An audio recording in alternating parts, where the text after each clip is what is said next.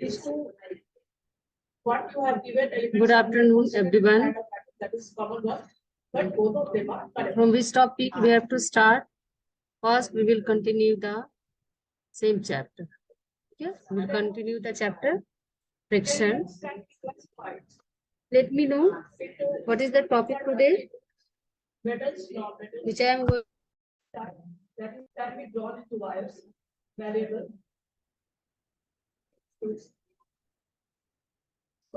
ठीक है, तो यहाँ पे जो टॉपिक क्या था, व्हील और रिवोल्यूशनरी इन्वेंशन, राइट? यहाँ से ही पढ़ना था ना? आप लोग एकदम नहीं बोलते, तुम लोग बोलते क्यों नहीं हो कुछ भी? कुछ नहीं बोलना है, टॉपिक भी नहीं बताना है कि क्या पढ़ाना है। मैम भूल जाए तो फिर आप ही समझिए मैम, है ना? तो ठीक है, यहाँ पे मुझे जहाँ तक मुझे आता है व्हील और रिवोल्यूशनरी इन्वेंशन, ठीक है, और realisation that rolling friction much less than sliding friction.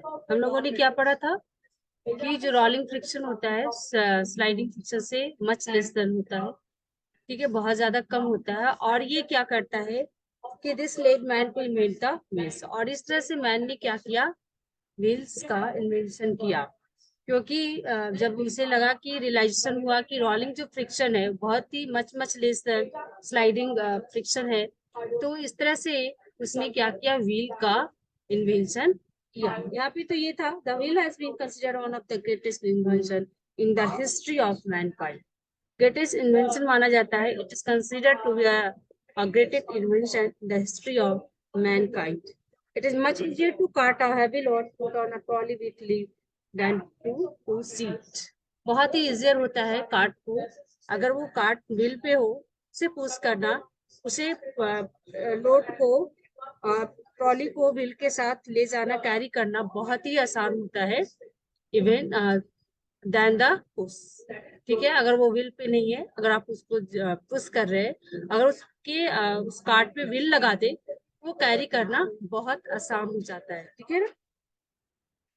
आप डेली लाइफ से transport the save labour and energy to a great extent, और इस तरह से ये एनर्जी को भी क्या करता है, लेबर को भी काफी हद तक ये कम करता है। कैसे? क्योंकि अगर कोई काम करना तो वो खुद से आप कर लेते हैं ना, और एनर्जी को भी सेव करता है। एक्चुअली क्या होता है कि फ्रिक्शन को ओवरकम करने के लिए, ज्यादा अगर कहीं पे फ्रिक्शन लग रहा है तो उसको ओवरकम करने के लिए we dissipate the amount of energy, हम लोग क्या करते, खर्च करते हैं अमाउंट ऑफ एनर्जी।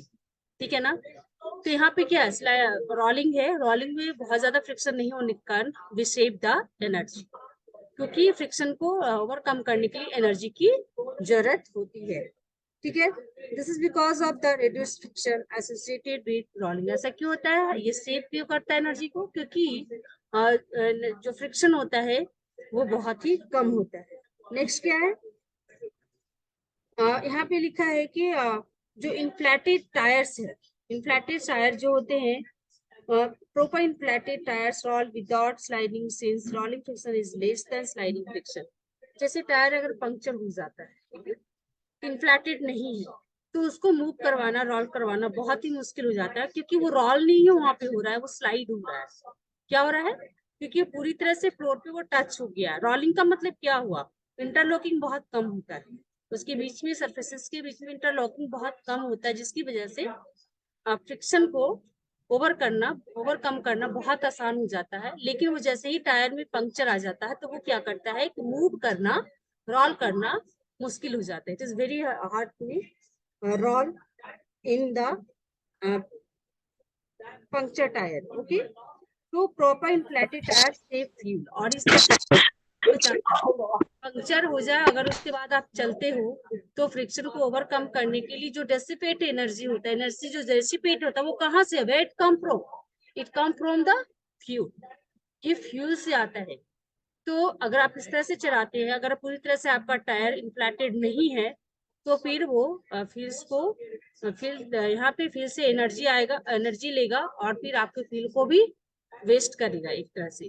ठीक है, अगर इन्फ्लेटेड है पूरी तरह से अच्छे से, तो वो फिर आपको फ्यूल को भी सेव करेगा, क्योंकि एनर्जी यहाँ पे कम लगेगी। एनर्जी आता कहाँ से है, तो फ्यूल से।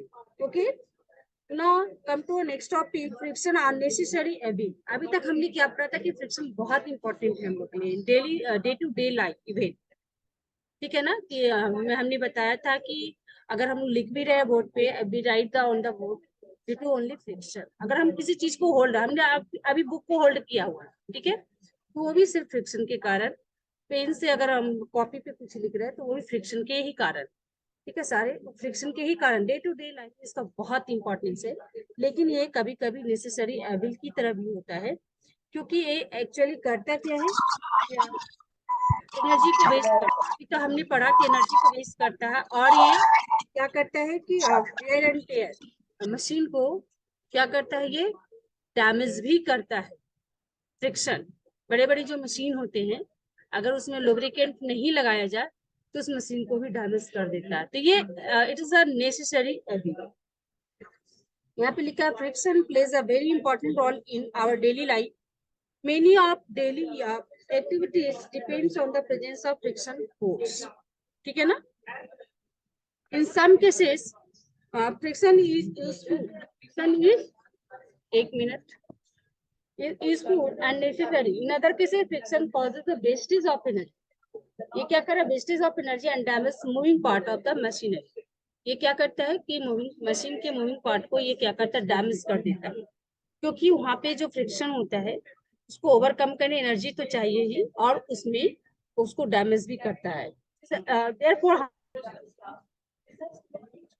फ्रिक्शन और नेसेसिटी, अब तक हमने क्या पढ़ा, नेसेसिटी ही पढ़ रहे थे, थोड़ा सा हम लोग नेसेसरी एविल भी पढ़े, क्योंकि ये क्या करते हैं, डिसिपेट द एनर्जी, एक minute, dissipate the energy and shape the damage the machinery moving part of machine, ठीक है।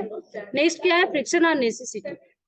वॉकिंग ऑन द ग्राउंड, यहाँ पे हम देखते हैं it help to walk on the ground. How, अब यहाँ पे समझना है कि कैसे, how friction is useful to walk on the ground. पहले क्या करते हैं, जैसे ये वॉक करते हैं तो हम अपने पैरों को क्या करते हैं, हमारा लेग और surfaces, floor of the surface, surface of जो फ्लोर का सरफेस जो होता है, हमारे लेग का जो सरफेस होता है, दोनों कांटेक्ट में आता है। और वॉक के समय हम लोग क्या करते हैं, अपने पैरों को पुश करते हैं बैकवर्ड डायरेक्शन, ठीक है। तो फिर फॉरवर्ड में उसके अगेंस्ट भी क्या होता है कि फ्रिक्शन कॉज होता है, और friction are able to make, are able to move, ठीक है। Actually it help to move on this surfaces, ठीक है।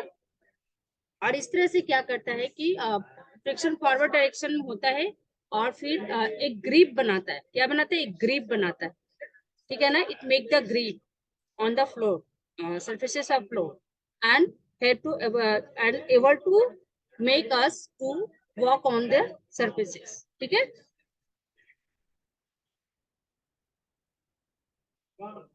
नेक्स्ट क्या है, यहाँ पे तो ये हो गया, लेकिन जैसे ही आपने कभी have you ever tried to move on the oily surface और वेट सरफेस, आपने कभी ट्राई किया है घूमने का, मूव करने का। वहां पे क्या होता है, वेट, जहाँ पे वाटर गिरा हो, या फिर आपका जो है ऑयली सरफेस, वहां पे एक्चुअली क्या होता है कि वहां पे देखना, ट्राई करना चलकर, तो यू टेंड टू स्लीप कर जाओगे।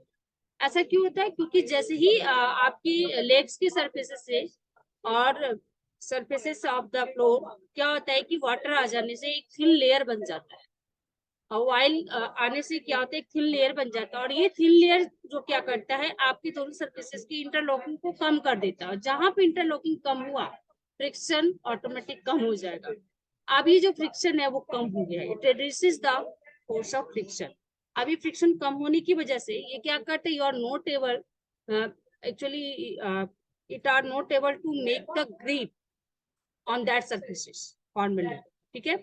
एक्चुअली ये क्या करता है कि ग्रिप नहीं बना पाता है, क्या करता है, ग्रिप नहीं बना पाता है, और ये इस तरह से आप सरफेसेस को होल्ड करके नहीं रख पाते हैं, और टेंड टू स्लिप, और फिर वो आप गिर जाते हैं, ठीक है ना। मैंने क्या बोला कि जैसे ही सरफेसेस पे वाटर या फिर ऑयल आता है, एक थिन लेयर आ जाता है, और ये थिन लेयर होने की वजह दोनों सरफेस कॉन्टेक्ट में डायरेक्ट नहीं आ पाता, तो इंटरलॉकिंग नहीं बनता है, और ऑटोमेटिकली इसका क्या होता है कि ये फ्रिक्शन रिड्यूस हो जाता है। फ्रिक्शन रिड्यूस होने की वजह से ये क्या करते हैं, ग्रिप नहीं बना पाता है। हम लोग पैर के लेग्स के सरफेसेस पे फ्लोर पे ग्रिप होना बहुत जरूरी है, चलने के लिए ग्रिप होना बहुत जरूरी है, तो ग्रिप नहीं बना पाता है। ठीक है, एक्चुअली क्या होता है कि our feet are not longer able to grip on the floor formally. ठीक है, ये नहीं बना पाता और इस तरह से हम लोग गिर जाते हैं। अब आप देखो कि जो प्लेयर होते हैं उनके शूज में क्या होता है, ग्रुप्ड होता है। क्यों होता है, क्योंकि वो actually it make the grip. ठीक है, ये क्या करता है, ग्रिप बनाता है। क्या बनाता है, it provide the grip while they क्या होता है कि while they walking on the surfaces, while they जब वो रन करते हैं, रनिंग ऑन द सरफेस, जब वो दौड़ते हैं, क्योंकि वो बहुत ही फास्ट मूव करते हैं, तो उनके शूज में ग्रिप होता है। दैट मीन्स कि वो सेफ ग्रुप्ड बना हुआ रहता है।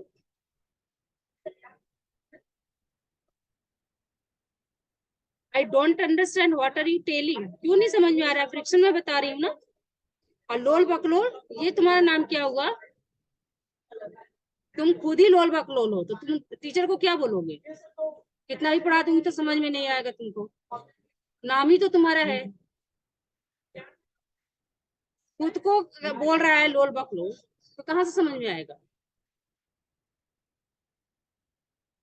ये तरीका है, समझ ही में नहीं आ रहा है, पूरा फ्रिक्शन खत्म कर दिए और समझ ही में नहीं आ रहा। वाह, चलो नहीं समझ में आ रहा तो ठीक है, और भी बच्चे हैं वो पढ़ेंगे। पहले अपना नाम चेंज करो, ठीक है, तो समझ में आ जाएगा, पकड़े जाओगे तो तुरंत। तुम हो कौन,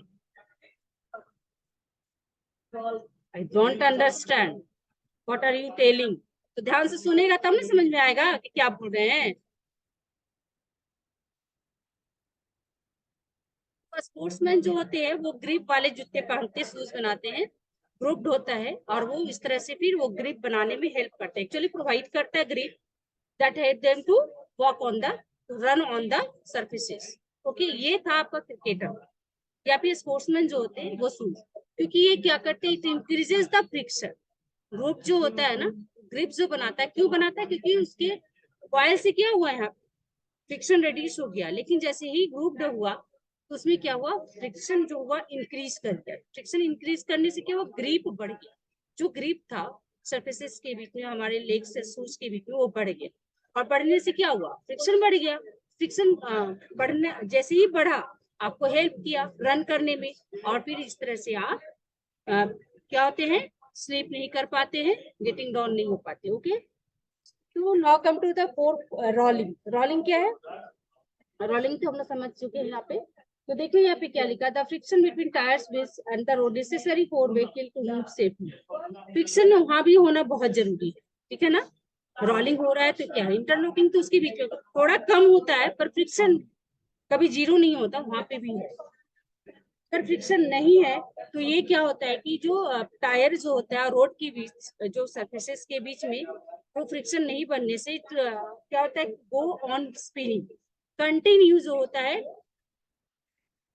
नेसेसरी फ्रिक्शन क्यों नहीं समझ में आ रहा बेटा, क्योंकि ये हेल्प कर रहा है, help they to walk on the ground, to run on the ground.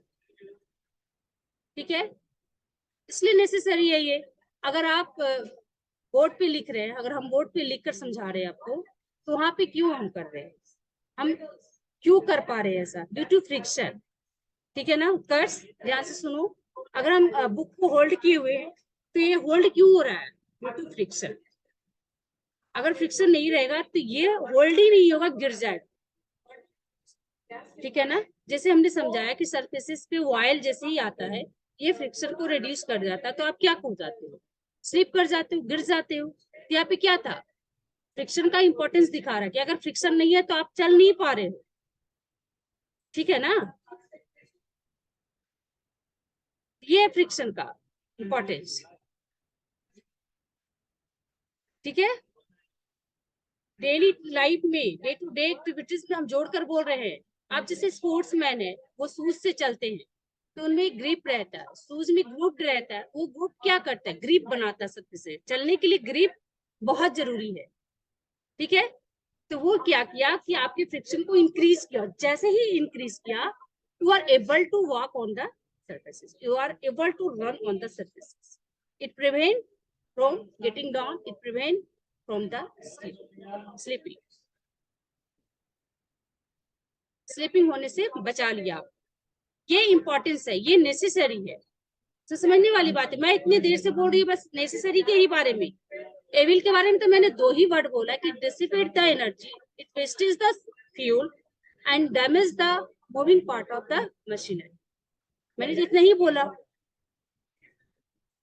ठीक है। और ये जो फोटो आप दिखाए उत्कर्ष, ये कौन सा फोटो था? तुम ही हो क्या लोल बकलो? बड़ा अजीब सा फोटो लगा हुआ था। थोड़ा सा क्लास में ना डिसिप्लिन शो किया करो, अटेंटिव रहा करो, नहीं तो फिर इस तरह से करोगे तो मुझे तो कंप्लेन लेकर जाना पड़ेगा क्लास टीचर के पास। मैं तो ऐसे नहीं पढ़ा सकती ना। आपको समझ में नहीं आ रहा है, आप जरूर लिखे कि मुझे समझ